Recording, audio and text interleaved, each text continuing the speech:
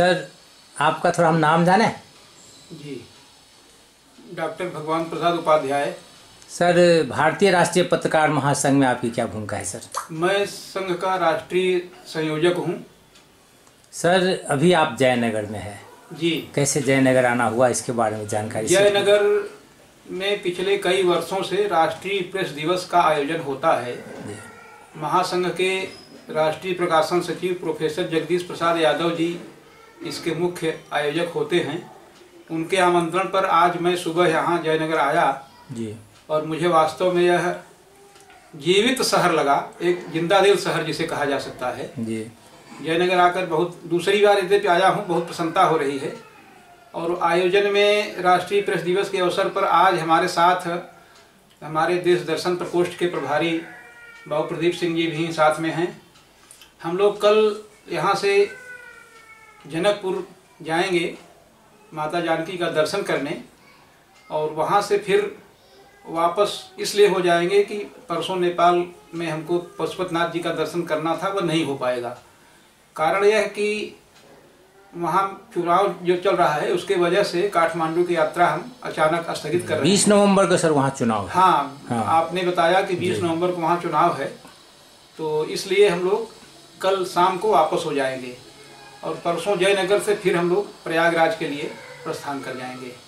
Sir हमारे महिला college में जो आज का जो कार्यक्रम है राष्ट्रीय प्रेस दिवस के मौके पर, जिसमें आप मुख्य अतिथि के तौर पर आए हुए हैं, तो इस कार्यक्रम को अटेंड करने के बाद ही ना आप जनकपुर जाएंगे? हाँ, इस कार्यक्रम को अटेंड करेंगे। और मुझे बड़ी प्रसन्नता हुई कि पिछली बार भी जब हम लोग आए थे तो उस समय एक राष्ट्रीय संगोष्ठी हुई थी, और इस बार भी राष्ट्रीय स्वरूप दिया गया है। इसमें नेपाल के भी कई पत्रकार साथी आ रहे हैं जी।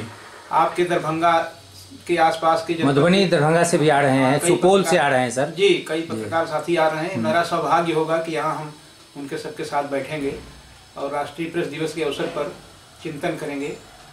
सर नेपाल से भी 8 साथियों ने अपना नाम भेजा है कि हम लोग उपस्थित होंगे। बहुत अच्छा है, उनका स्वागत है जी। आप हमारे संगठन के मुख्य यहाँ के कर्ता धर्ता है।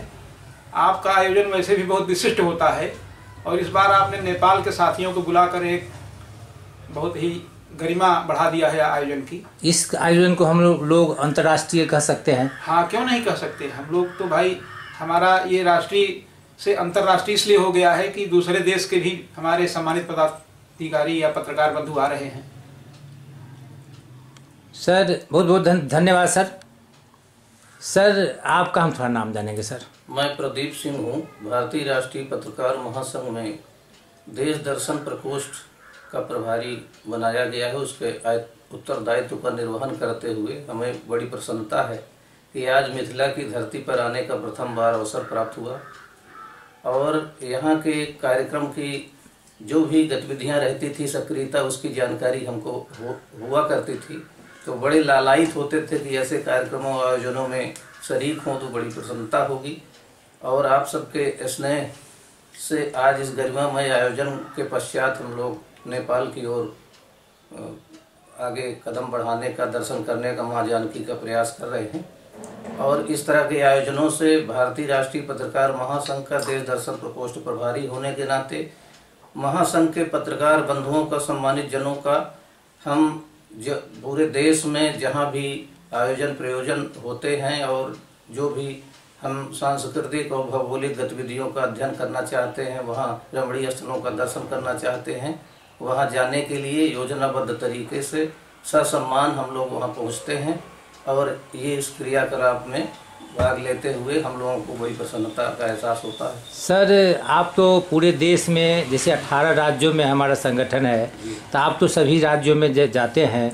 यहाँ हमारे ख्याल से जयनगर में, बिहार के जयनगर महिला कॉलेज में, मिथिलांचल में पहली बार आप आए हैं जी। यहाँ का प्रथम आगमन है, और आप सबके स्नेह, अपार स्नेह को देख करके, यहाँ की लोगों की सक्रिय भूमिका को देख करके बड़ा प्रसन्नचित होते हैं, और सबको बहुत आभार और धन्यवाद देते हैं, इसलिए कि ऐसा अवसर बारंबार आए। और भारतीय राष्ट्रीय पत्रकार महासंघ सशक्त संगठन के रूप में जैसे 18 राज्यों में सक्रिय है, वो सबको मिल के मिल करके एक ऐसी रचनात्मक भूमिका का निर्वहन करते रहें जिससे संगठन की मजबूती हो और उसमें आपस में तालमेल जी और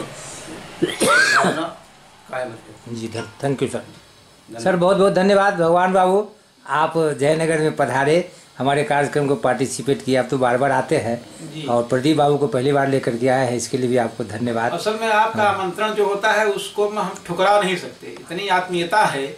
आप कई बार मेरे आमंत्रण प्रयागराज भी गए हैं जी, तो इतना आंतरिक लगाव हो गया है कि एक दिल चाहता है कि हम लोग हर वर्ष न तो कम से कम हर दूसरे साल अवश्य मिलते जुलते रहें।